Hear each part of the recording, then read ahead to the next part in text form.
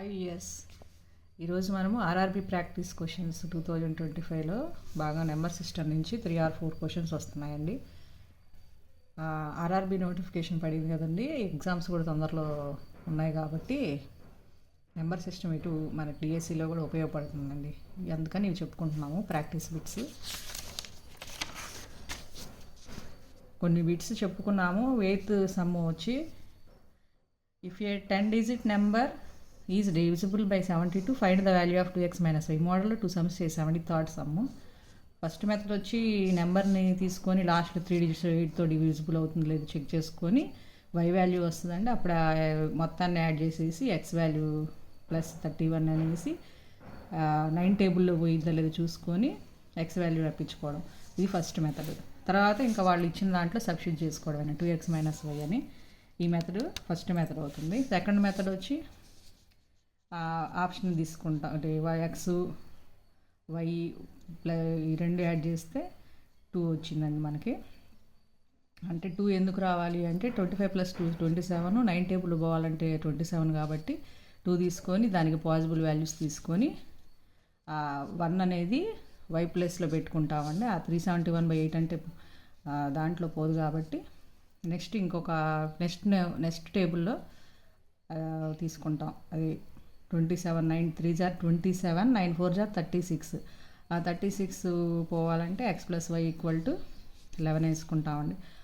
దానికోసం అని 36 కోసం అని 11 వేసుకున్నాం. తర్వాత పాజిబుల్ వాల్యూస్ తీసుకొని ఏది కరెక్ట్ అనిపిస్తే అది 376/8 వేస్తే మనకి రిమైండర్ 0 వస్తుంది. కాబట్టి ఇక్కడ y ప్లస్లో 6 తీసుకోవాలి. x ప్లస్లో ఎలా తీసుకున్నామంటే x + y = 11లో y ప్లస్లో 6 పెట్టేస్తే ఇక ఆటోమేటిక్గా x ప్లస్లో 5 వచ్చేసింది. ఈ విధంగానే తీసుకుంటాం సెకండ్ మెథడ్లో. ఇది ఆల్రెడీ మనం 2 సమ్స్ చెప్పుకున్నాం. థర్డ్ సమ్ కూడా అందుకనే ఫాస్ట్గా ఎక్స్ప్లెయిన్ చేసేసానండి. 8th సమ్ అయిపోయింది. Next 9th sum when the remainder కాదండి, integer n is divided by 14, the remainder is 2. Integer n is divided by 14, the remainder is 2. What is the remainder when 3n is divided by 7? దీనికి short cut formula ఎలా చెప్తామంటే చూడండి జాగ్రత్తగా. Solution ఇప్పుడు n అనేది divided by 14, n divided by 14 అంటే ఇప్పుడు 14 అనేది ఎక్కడ వేసుకుంటాం మనం? లెఫ్ట్ ఇయర్లో. n అనేది డివిడెండ్ కాబట్టి సెంటర్లో వేసుకుంటాం. నెక్స్ట్ రిమైండర్ అనేది మనకి ఎంత రావాలి? 2 రావాలండి. సో మనకి డివిజన్ రూల్ ఉంది కదా, డివిజన్ అల్గారిథం ప్రకారం మనం ఏం వేసుకుంటామండి? డివిడెండ్ ఈక్వల్ టు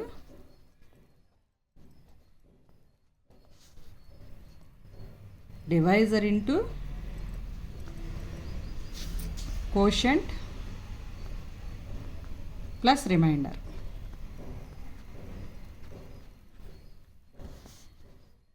అలా వేసుకొని చూసుకోవాలండి. నెక్స్ట్ ఇప్పుడు 14 డివైజర్ ప్లస్లో కోషంట్ అంటే క్యూ పెట్టుకోవచ్చండి. సో ఇక్కడ మనం n = డివిడెండ్ అయ్యిద్ది, డివైజర్ ఏమవుతుంది ఇక్కడ 14 అయ్యిద్ది, కోషంట్ క్యూ ప్లస్ రిమైండర్ 2 అండి. ఈ విధంగా n = 14q + 2 వచ్చిందండి. నెక్స్ట్ మనకి 3n కదండి. ఇప్పుడు మనం when 3n is divided by 7 అని అడుగుతున్నారు. సో n ప్లేస్లో మనం ఇక్కడ 3n వేసుకోవాలి. 3n = 3 × 14q + 2 that equal to 42q + 3 2 = 6. దీన్ని మనం ఎలా రాసుకుంటాం? 7 × 6q + 6గా రాసుకుంటామండి. అలా రాసుకున్న తర్వాత ఎందుకని ఇక్కడ మనము 6 అనేది రిమైండర్ అవుతుంది. 6 కామన్ తీస్తే 7q + 1. ఇక్కడ 6 అనేది 7 అనేది డివైజర్ అవుతుంది, 6 అనేది రిమైండర్ అవుతుంది. సో రిమైండర్ అనేది ఎప్పుడు కూడా డివైజర్ కన్నా తక్కువ ఉండాలి కాబట్టి మనది సరిపోతుంది. రిమైండర్ అనేది 6 వస్తుంది. దేర్ఫోర్ రిమైండర్ ఈక్వల్ టు 6 అండి. సో ఈ విధంగా చేసుకోవచ్చండి. నెక్స్ట్ డైరెక్ట్గా ఇట్లా చేసుకున్నప్పుడు 14q + 2 = n అలా కాకుండా మనం ఇప్పుడు గెస్ చేసుకుంటాం. సపోజ్ ఇప్పుడు రిమైండర్ 2 రావాలంటే 14 టేబుల్లో 14 2s are 28కి 2 యాడ్ చేస్తే 30 కదండి. అప్పుడు n ప్లేస్లో మనం 30 జస్ట్ గెస్ ద్వారా కూడా చేసుకోవచ్చు ఈ సమ్ని. తర్వాత ఇక్కడ 1030 అయితే 7 3n తీసుకోవాలి కదండి. 3n ఈజ్ డివైడెడ్ బై 7 అంటే అప్పుడు n అంటే ఎంత? ఇప్పుడు 3 × 30 330s are 90 7 1s are 7 7 2s are 14 12 7s are 84 reminder 6 వచ్చింది. సో ఈ విధంగా అయినా మనం చేసుకోవచ్చండి. సో ఈ విధంగా మనం షార్ట్ కట్లో గెస్ చేసైనా చేసుకోవచ్చు. నెక్స్ట్ ఇలా కామన్ తీసేసి ఇక్కడ 7 × 6గా రాసుకొని +6 వేసుకుంటే 6 అనేది డివైజర్తో ఇది ఇక్కడ చూస్తే 42 అంటే ఎక్కువ ఉంది కాబట్టి ఎక్కువ ఉంది కదా, మరి రిమైండర్ 6 ఉంది అంటే తక్కువ ఉండాలి కదండి డివైజర్ అనేది. అందుకని ఇక్కడ కామన్ తీసుకున్నామండి. అప్పుడు కామన్ తీసుకుంటే 7 అనేది రిమైండర్ కన్నా ఎక్కువ ఉంది కాబట్టి రిమైండర్ 6 అయిందనమాట. సో ఈ విధంగా చేసుకోవచ్చండి. Next some find the unit digit of 113 × 114 × 115 × etc 123. ఇలా ఉందనుకోండి. దీనికి ఇప్పుడు ఎట్లా చేస్తాము? Unit digit of the given function is 0 అవుతుందని గెస్ చేయొచ్చండి. ఎట్లాగా?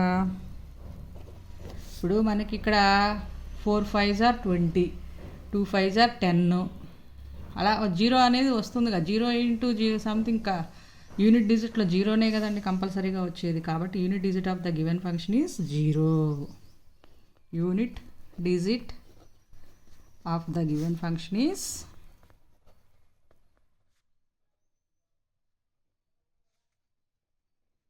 0 బికాజ్ ఎందుకండి 2 × 5 = 10